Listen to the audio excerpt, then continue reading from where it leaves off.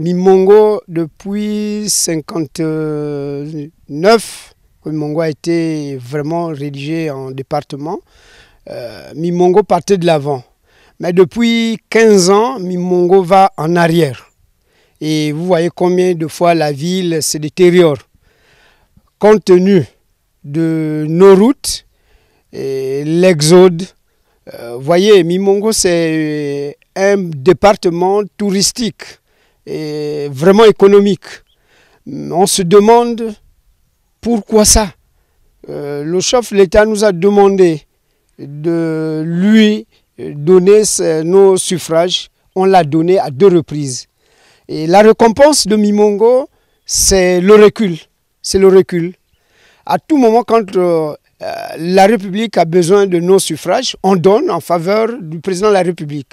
C'est lui qui est garant du Gabon, du devenir du Gabon et du devenir de Mimongo. C'est à lui qu'on donne la charge. Mais malheureusement, Mimongo est en arrière. Nous, on a les sites touristiques, on a la forêt, on a les cadres. Mais pourquoi Mimongo va en arrière? Voyez-vous, messieurs les journalistes, circuler dans le département, au premier siège qu'au deuxième, voyez combien les villages sont en train de se détruire. Il y a beaucoup de villages abandonnés, il y a beaucoup d'écoles abandonnées, les dispensaires abandonnés. Et compte tenu, on a au moins 9 écoles abandonnées, au moins 8 dispensaires abandonnés, pas d'infirmiers. Et les infirmiers et l'école qui résiste en ce moment sont les écoles qu'on prend les enseignants à Mimongo, on les forme à fur et à mesure. Il n'y a pas des enseignants qualifiés.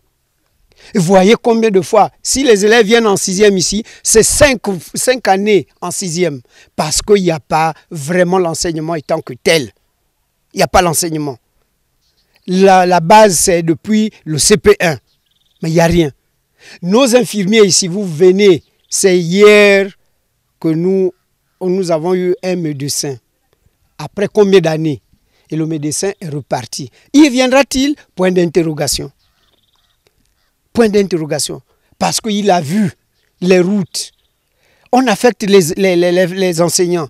Mais un enseignant ne peut pas partir de Mimongo à Mukandi, à Boulembo, à pied. Parce que les voitures n'y accèdent plus. On a les députés qu'on a donnés au Gabon, à l'Assemblée nationale. Pourquoi alors on nous traite ainsi? Si nos villages ont même certaines écoles qui fonctionnent, c'est grâce aux enseignants que nous recrutons sur place quand les populations se grattent la tête. Donc l'État ne fait presque plus d'efforts depuis un moment pour lancer la formation des enseignants, ce qui fait que dans la plupart des établissements, il y a manquement.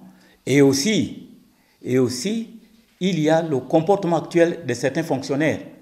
Il y a des enseignants qu'on affecte dans certaines écoles, mais compte tenu que c'est dans des zones déshéritées, eh bien, ils ne viennent pas. Ils ne viennent pas et l'État reste sans sanctionner. Voilà pourquoi c'est le même cas en ce qui concerne le domaine santé. Il y a des infirmiers qu'on affecte qui n'arrivent jamais. Il y a des infirmiers qu'on envoie dans les villages qui ne partent pas du tout. Nous sommes vraiment... on ne peut même pas discuter avec les fonctionnaires qui viennent ici. Ils viennent ici 2 jours, ils repartent. C'est tout à fait normal, ils ont raison. C'est des pères de famille. Pas de route, il n'y a rien. L'électricité, ça fait déjà 1 mois que nous sommes dans le noir. Vous-même, vous êtes venus. Vous allez charger les caméras. Comment? Et pourquoi ça? Pourquoi ça? Pourquoi nous sommes dans le noir? Parce que les routes, les citernes n'accèdent plus. La SCG est là. C'est maintenant un particulier qui transportait le gasoil. Mais jusqu'alors, il n'est pas payé par la SCG. Il a arrêté. On lui demande les agréments, on lui demande ceci, cela. Le pauvre a arrêté. Et voilà combien de fois Mimongo est dans le noir. L'administration ne peut plus avancer. On ne peut plus charger les téléphones. Donc, vraiment, où va Mimongo? Nous sommes-ils au Gabon?